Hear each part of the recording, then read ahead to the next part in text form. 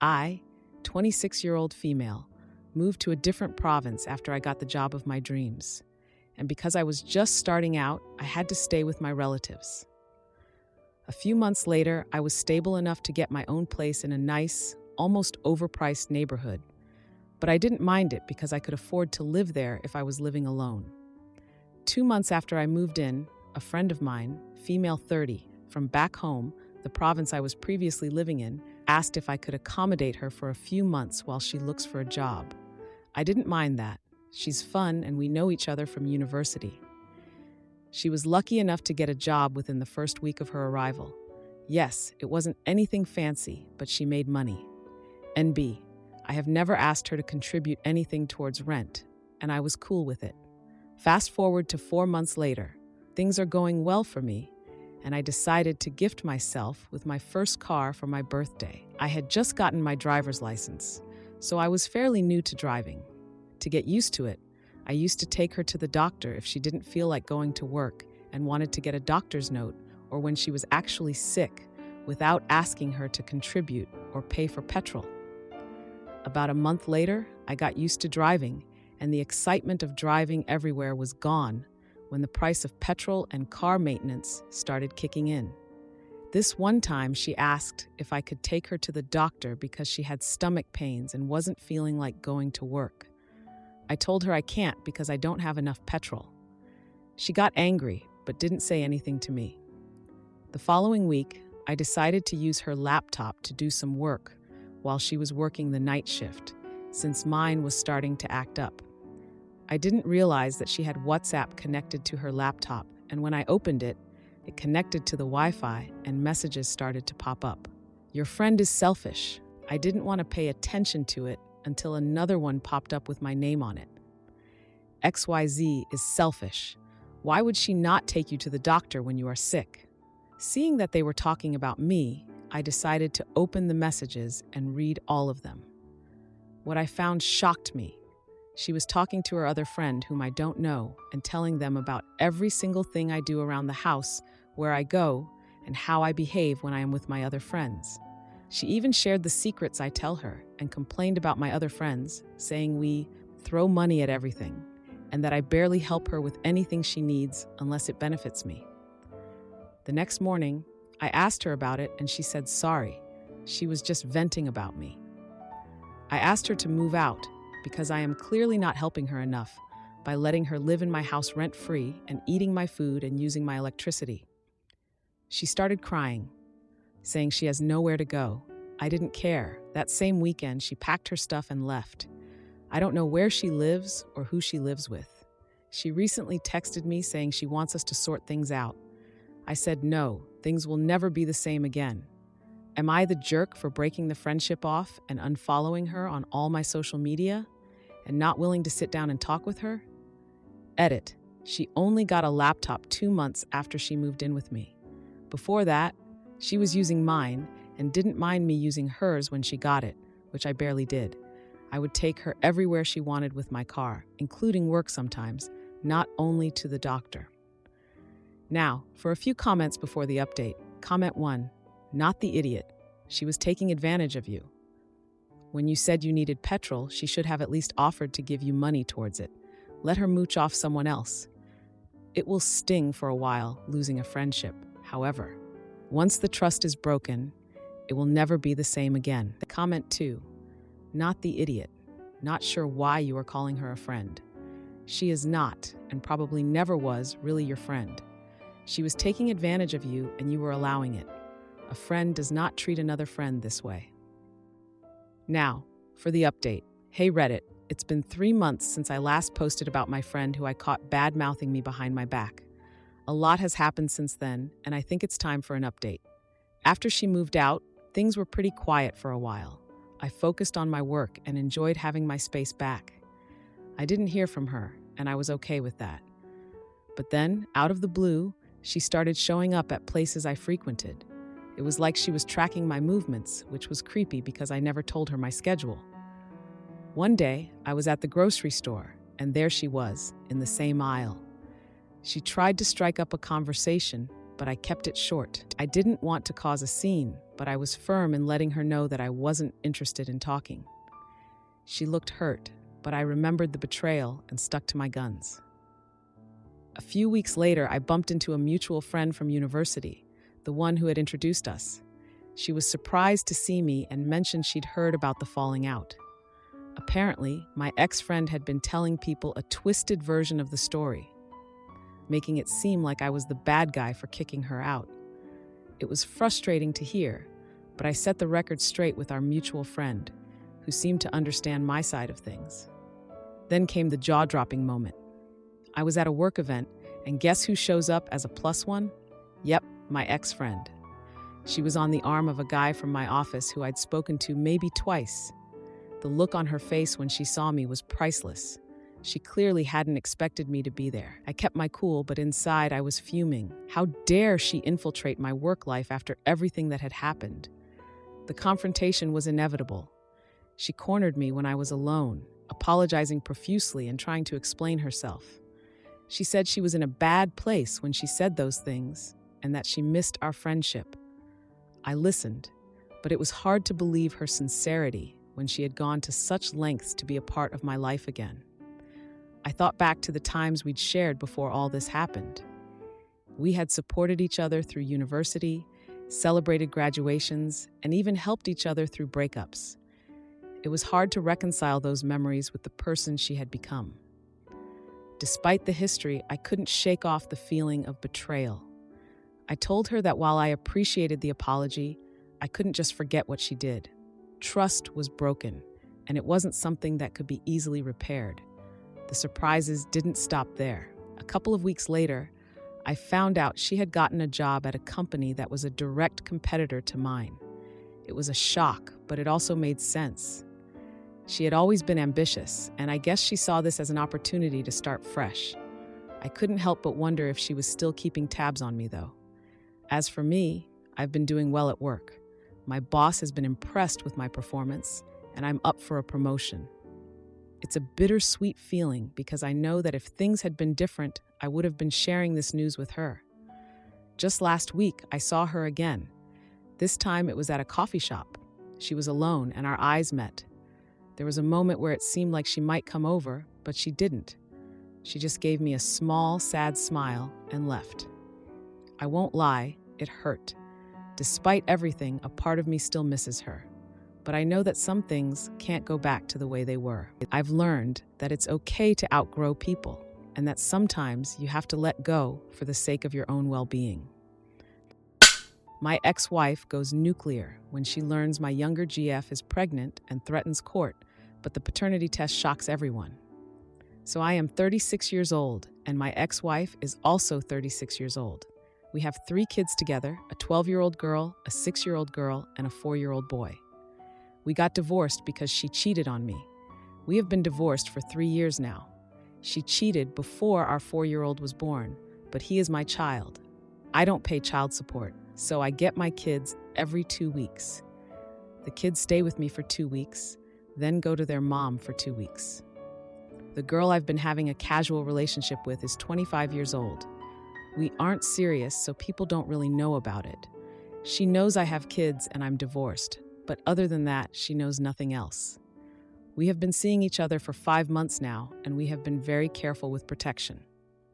I even buy her Plan B. I do know that Plan B doesn't work if you're already ovulating. Anyway, she's pregnant now. She's 8 weeks along. She told me I could get a paternity test if I want to, which I will, but I do believe it's my child. The fact that she offered and is willing tells me that. Anyway, somehow my daughter found out and told her mother, who then called me and asked if it's true. I told her it was, and she decided to yell at me over the phone. I hung up. She came to my house, and I told her if she wanted to sit down and handle this like an adult, we could, with no yelling. She agreed. We talked, and she was mad that the girl is younger and that the kids were going to have to know her now. I told her that the kids will know her when it's time for them to know her.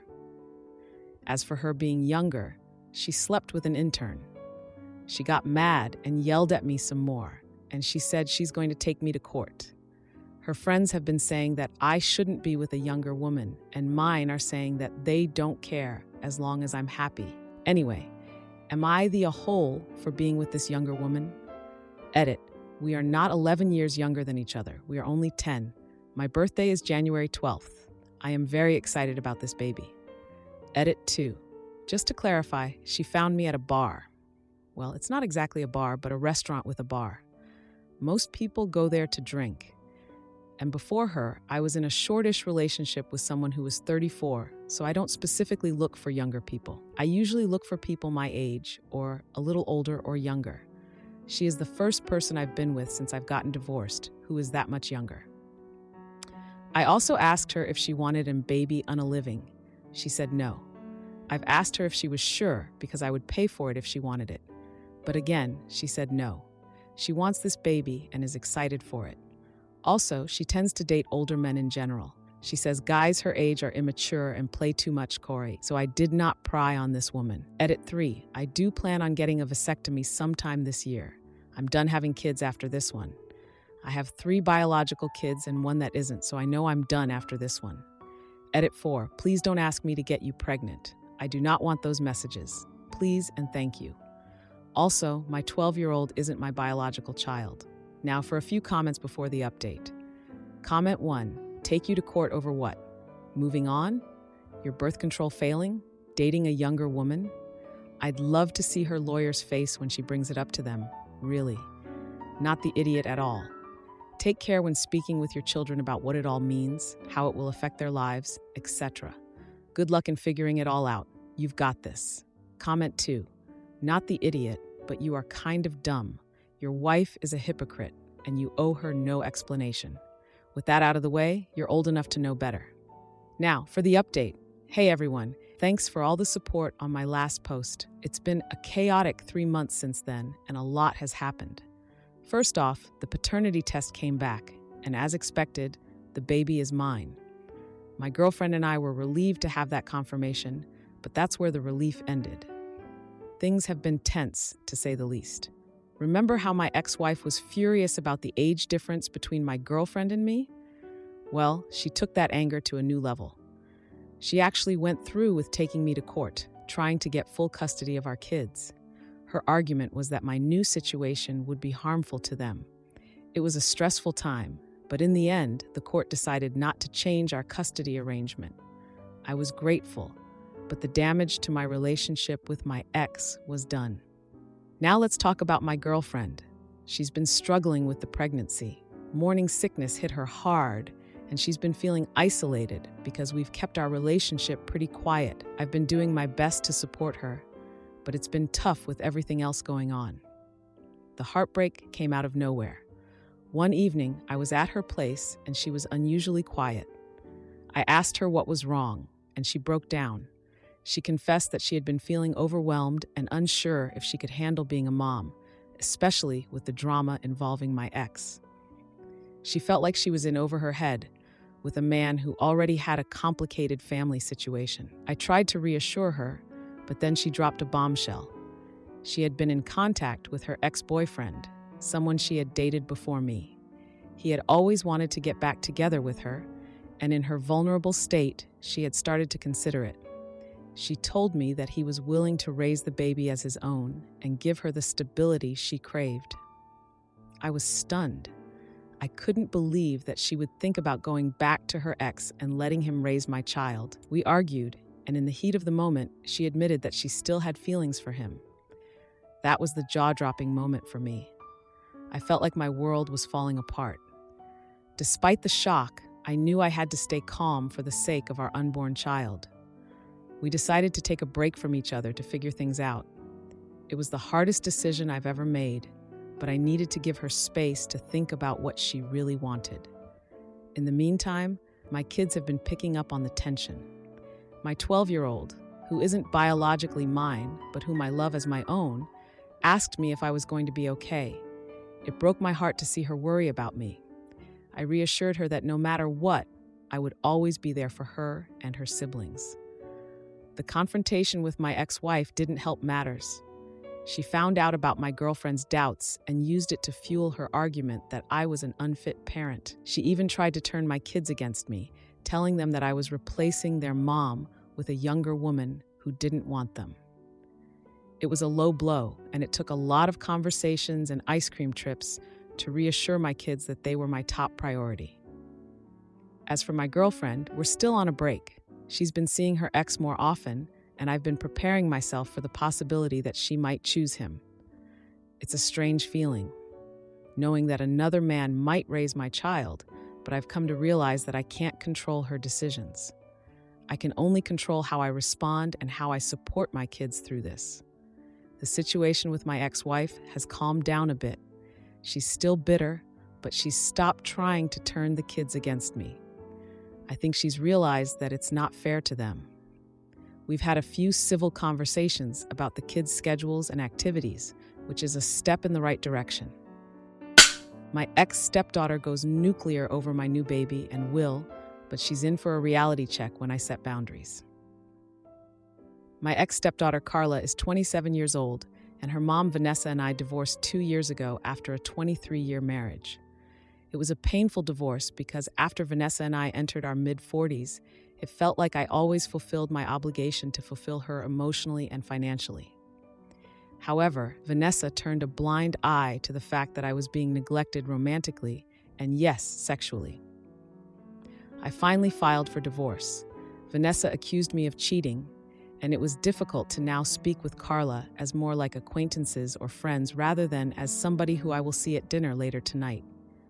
Vanessa and I have 2 kids of our own, now 18 and 13 years old. I have recently remarried, and my wife has a 4-year-old son, and we recently found out that we are expecting. Our new blended family has adjusted remarkably well, and it's the first time in a while since I've felt contentment at home. Like I was not just working to replace what I didn't have at home, or worse, to get away from the dull emptiness of home life. However, with the new baby on the way and our town being a small town, Carla and I are in a cold war of sorts. Like the phone works both ways. We both know that, but there's something telling me that it's not really wise to reach out. Carla was upset because my new wife's sister, Allie, female 28, is sort of known for being a job hopper who was working at the gas station. Allie, because she has no GED, has faced job issues. I did previously talk to Carla about an unpaid internship at my real estate company when she graduated from her postgrad program, but the divorce happened and I tabled the discussion. Allie made it clear every time we saw each other, she is a choir member at the church we go to, that she desperately wanted out of retail, that she's not cut out for customers thinking they are above her. I felt bad for her and gave her an assistant property management job. Carla is mad because Allie's mom started saying that her daughter didn't finish high school, but was now making $70,000 a year plus annual bonuses, and that you didn't need a GED or a trade to earn money. Carla was upset and said she also hated how distant I've been. Our fight shocked me because it's the first time since the divorce I was being questioned on everything and made to feel I'm doing everything wrong. I eventually cooled down from the fight. This happened a month ago. But I realized that with the baby coming and me getting older, I needed to set up my estate so that it makes sense to my current reality. After consulting my attorney, he said there's no obligation to include an adult biological child, never find a former stepchild, but that if I wanted to go the route of specifically excluding Carla so she couldn't try to argue something, I could still do that. I ended up having my will set so my current wife, stepson, and biological kids are in it. Am I the idiot? Now for a few comments before the update. Comment 1. You're the idiot. You threw Carla away along with your wife. It's not her fault that you filed for divorce, but it seems like you are trying to punish her too. You should have been the one to reach out to Carla, and you should have continued the internal discussion during the divorce. She is an adult, and you should have let her know that she still mattered to you. I once worked with a man who took in his stepdaughter and raised her after he divorced her mom. She was Carla's age when they married, and he wasn't about to abandon her. We need more men like him in the world. Comment 2. Nothing in your post makes you sound like anything but an insufferable AH. You raised Carla from age 2 to adulthood and were her father for 21 years. And that relationship ended as soon as you decided you weren't getting intimate enough for the money you were putting into the relationship. I would keep your will flexible. I doubt your ability to maintain amicable relationships with your current family. I predict a lot of your estate is going to be going to charities. You're the idiot. Now for the update. Hey Reddit, it's been a week since I last posted about the whole situation with my ex-stepdaughter Carla, my new wife's sister Allie, and the drama surrounding my will. Buckle up, because things have taken some pretty unexpected turns. First off, let me give you a bit of history that I didn't mention before. Carla and I used to be really close. I was there for her school plays, her soccer games, and even helped her with college applications. After the divorce, things got strained, but I never stopped caring about her. It's just that things got complicated, you know? So last week after I posted, I thought things would settle down. Boy, was I wrong. Carla found out about the changes I made to my will. I don't know who told her, but considering how small our town is, news travels faster than a wildfire. She was livid. She came over to my house unannounced, and we had it out right there in the front yard. Carla accused me of replacing her and her mom with my new family, saying that I was trying to erase them from my life. She brought up all the times I supported her and how I promised to always be there for her. It was a gut punch, not gonna lie. I tried to explain that it wasn't about replacing anyone, but about securing my new family's future. She wasn't having any of it. Now, here's where the real kicker comes in. Remember Allie, my new wife's sister? Turns out she's been bragging around town about her new job and salary. That's not all, though. She's been taking credit for some big deals at the real estate company that she had nothing to do with. My employees are not happy, and neither am I. I had to confront Allie about it. I told her that honesty is key in our business, and that taking credit for others' work is not acceptable. She got defensive, saying that she was just trying to make a good impression in town. I reminded her that her job was a result of my goodwill and that she needed to earn her reputation, not fabricate it. The confrontation with Allie didn't go unnoticed. My wife overheard, and we had a long talk about the situation. She was upset that her sister was causing trouble and apologized for any stress it caused. We agreed that family is important, but so is integrity in our business and our personal lives. As for my kids, the 18-year-old is off to college soon and is pretty oblivious to the drama. The 13-year-old, however, is more perceptive and asked me if everything was okay between me and Carla. I had to explain that sometimes adults have disagreements, but that doesn't mean we stop caring about each other. In the midst of all this, my wife is dealing with the pregnancy, and I'm trying to be there for her as much as I can.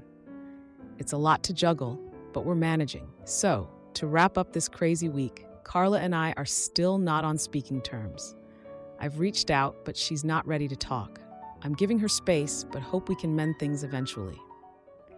Allie is on thin ice at work, and I've made it clear that her job is not guaranteed if she doesn't shape up. I'm still trying to figure out how to balance my old life with my new one. It's not easy, and I never expected to be in this position, but I'm learning that sometimes you have to make tough decisions for the sake of your current reality, even if it means facing the wrath of someone you used to be close to. If you like this video, you'll probably like these too. Also, while you're here, please consider subscribing. It's your support that keeps this channel alive and allows me to make better and longer videos. Have a great day.